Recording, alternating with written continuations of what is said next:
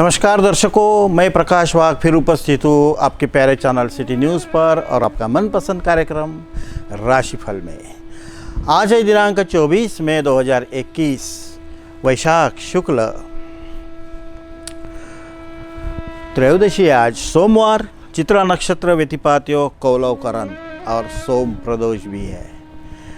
प्रदोष के बारे में खासकर जान लेना चाहिए क्योंकि प्रदोष का जो समय होता है व्यक्ति के लिए प्रश्नार्थक होता है। यह एक मौका होता है, जैसे हम कि व्यवहार में किसी को मौका देते हैं कि भाई देख अभी भी तेरे को मौका है, इसी तरह का यह तिथियों का मौका होता है प्रदोष व्रत। कि अगर हमने कोई काम संजो के रखे हुए हैं, मन में कोई संकल्प बनाए रखे हुए हैं, तो अभी तो कम से कम उसको आगे बढ़ाओ, अभी तो उस दिशा में काम करो, अन्यथा वो चिंता या परेशानी की वजह बन जाएंगी। ऐसा ही सोम प्रदोष का संकेत होता ही होता है।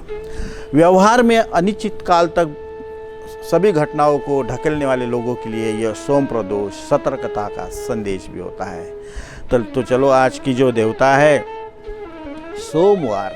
सोमवार के देवता होने की वजह से हम आज सूर्य के अधिपति उपदेवताएं जैसे सप्त घोड़े, सूर्य की सहस्त्र शक्तियाँ, सूरज से निर्माण होने वाली सविता, सावित्री और गायत्री शक्ति को अभिवादन करते हैं, जो हर व्यक्ति के लिए ब्राह्मणत्व उदय करने के लिए श्री संध्या में, गायत्री संध्या में या सार्थ संध्या में दी हुई होती है, जिसमें पवित्रकरण से लेके आचमन से लेके व्यक्ति एक तिलक धारण और यज्ञोपवीत धारण से या उपनयन संस्कार से जो ब्राह्मणत्व को उपलब्ध हो जाते हैं उनको एक विशेष वरदान प्रकृति ओर से मिलता है, जिसे ज्ञान, यश, वैभव कहते हैं। वह देने वाली सारी सूर्य की शक्तियाँ साधकों में ही पाई जाती है। उन सबको अभिवादन करते हुए हम आज के दिन को प्रारंभ करते हैं। और आज का विषय बहुत ही शुभ है कि हमारे जीवन में जो कभी सपने आते हैं या मन में विचार आते हैं वो कहाँ से आते हैं, या हमने किस बात पर काम करना चाहिए, निर्धारण नियोजन कैसा करना चाहिए, इसका ग्रहयोग से क्या संबंध है। तो दर्शकों, अगर हमें हमारे जीवन में कोई भी नियोजन करना हो या कोई भी कार्य करना हो तो साल के हमारे लिए 4-4 महीने के 3 पर्व आते हैं। जैसे एक ऋतु अपने स्वभाव को 4 भाग में विभाजित करता है: बालावस्था, युवावस्था, मध्यावस्था और समापन। इस 4 भाग में अगर ऋतु जाता है तो 4 भाग में 4 अमावस आती है, 4 पूर्णिमा आती है। मतलब 4 पूर्णिमाएं और 4 अमावस एक ऋतु के सहारे चली गई, दूसरे ऋतु के सहारे। अब ये ऋतु का कार्य दूसरे ऋतु में तो होना नहीं है, दूसरे ऋतु का कार्य तीसरे ऋतु में होना नहीं है। जो बारिश में होना है वो धूप काल में होना नहीं है, जो धूप काल में होना है वो ठंड में होना नहीं है। तो इसीलिए अगर हमारे जीवन की चिंताएं, परेशानियां, निराशाएं, इसको समापन अगर आप करना है तो इस तंत्र को, इस प्राकृतिक तंत्र को, इस विश्व के संरचना के इस एक सूक्ष्म गणित को समझना बहुत ज़रूरी है। यह कार्यक्रम विशेषकर बहुत ही एक सुज्ञ, बहुत ही समझदार और अभ्यासु दर्शकों के लिए ऐसा समझना चाहिए कि जीवन में जिन्हें समय का मूल्य भी करना है और जीवन को मूल्य भी देना है और अपने आप को उच्चतम व्यक्ति के रूप में प्रस्तुत भी करना है। तो दर्शकों, हमें किसी भी कार्य का काम प्रारंभ अगर करना हो तो हम उसका संकल्प मासिक अमावस को कर सकते हैं। मासिक अमावस को अगर हम किसी भी कार्य को संकल्प करते हैं तो उसके कार्य का प्रारंभ हम प्रतिपदा को करते हैं। प्रतिपदा को जब कार्य को प्रारंभ किया तो उस कार्य के लिए हर दिन 15 मिनट या 1 तास का समय आपने उस संकल्प के लिए पहले देना चाहिए कि जो मेरे मन में सजोया है। मानो मुझे घर लेना है और मैंने बिल्कुल सोमवती अमावस को संकल्प कर लिया है कि मुझे घर लेना है, मैंने पूरे पैसे की व्यवस्था कर रखी है, तो नित्य उसने 15 या मिनट या 20 मिनट उसी दिशा में काम करना चाहिए कि मुझे घर कैसे मिलेगा, कहाँ मिलेगा, कब मिलेगा, किसके वजह से, उसी विषय को उसने लेना चाहिए ताकि वो संकल्प से जुड़े आपकी भावनाएं पक्की रहे।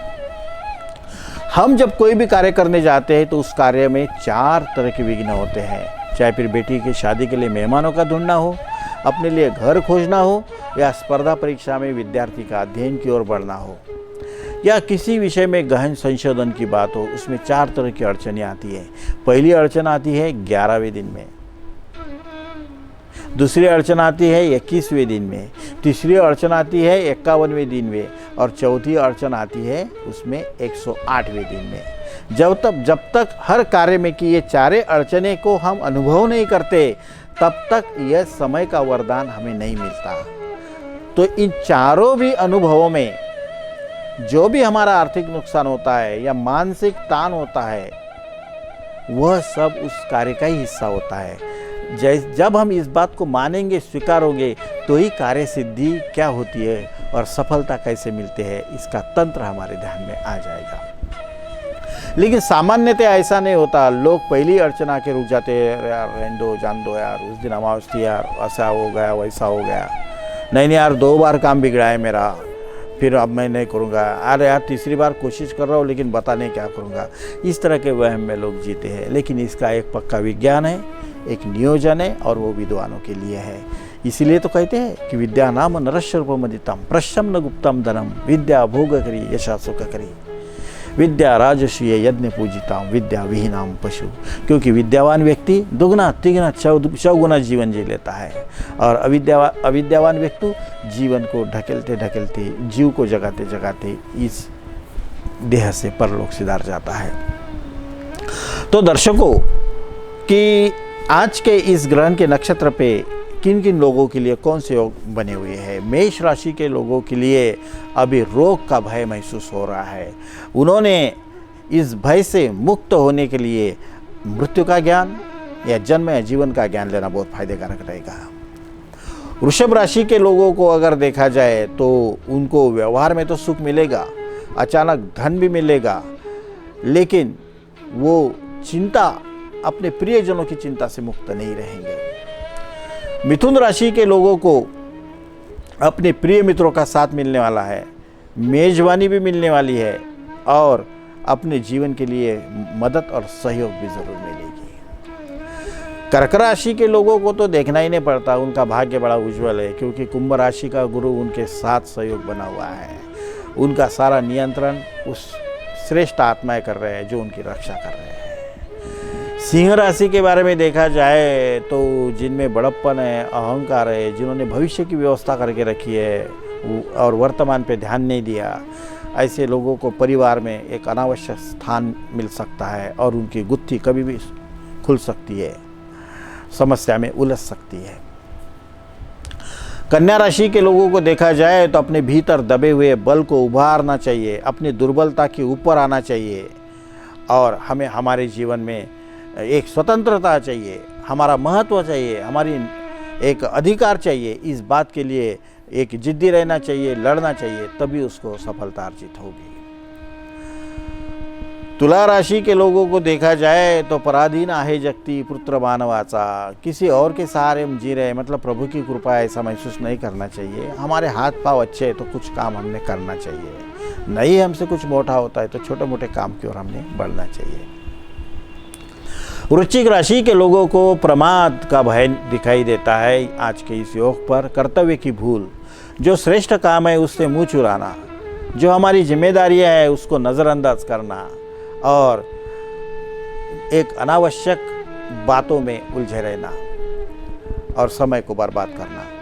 धनु राशि के बारे में अगर देखा जाए तो धनु राशि के लोगों को बड़ी मेहनत करनी पड़ेगी और मेहनत से कुछ हासिल भी होगा। समय बहुत अच्छा जाएगा, कहाँ दिन निकला किधर बीता कुछ पता भी नहीं चलेगा। मकर राशि के लोगों के बारे में देखा जाए तो मकर राशि के लोगों का सारा दिन आलस्य और सुस्ती में, खान पान में ही व्यतीत होने वाला है। क्या करे क्या नहीं, कहीं टहल के आए, क्या प्रकृति ने मुंह तो ढक के रखा हुआ है, कोई आंखों की बीमारी हो जाए तो आंखें भी न बंद करना पड़े, चिंता की बात है। कुंभ राशि के लोगों को देखा जाए तो अपनी बुरी आदतों से छुटकारा मिलना मुश्किल है। वैसे ही 50% इंसान का नियंत्रण नहीं होता है और अगर कोई बुरी आदत होती है तो प्लस 30-80% उसका नियंत्रण छूट जाता है। उसको नियंत्रण से मुक्त होने के लिए ध्यान साधना एक बड़ा ही अच्छा पर्याय है। मीन राशि के लोगों को बड़ा ही एक अपघात का भय, कड़क नियम न पालने की सजा का सामना करना पड़ सकता है। तो दर्शकों, आज का यह राशिफल आप सभी के लिए हमने प्रस्तुत किया है इसमें बिल्कुल बलवत्तर रहेंगी। मेष राशि, वृश्चिक राशि और वृषभ राशि को सावधानी बरतनी चाहिए। बाकी राशियों के लिए बहुत ही शुभ रहेगा। तो दर्शकों, मैं प्रकाश वाघ आप सभी से लेता हूँ अलविदा। हम हमारे इस नंबर पर 9420125770 इस पर आप कॉल कर सकते हैं, हमारी जानकारी ले सकते हैं। सोमवार से शुक्रवार हम नागपुर में उपस्थित होते हैं और शनिवार रविवार अमरावती में। अपॉइंटमेंट ऑनलाइन भी होती है, ऑनलाइन भी प्रेडिक्शन दिए जाते हैं हर तरह के। आप ऑनलाइन मार्गदर्शन भी ले सकते हैं, ऑनलाइन साधना की जानकारी भी ले सकते हैं। तो कल होंगे आपसे दर्शकों फिर मुलाकात। मैं प्रकाश वाघ लेता हूँ अलविदा। हरिओम तत्सत।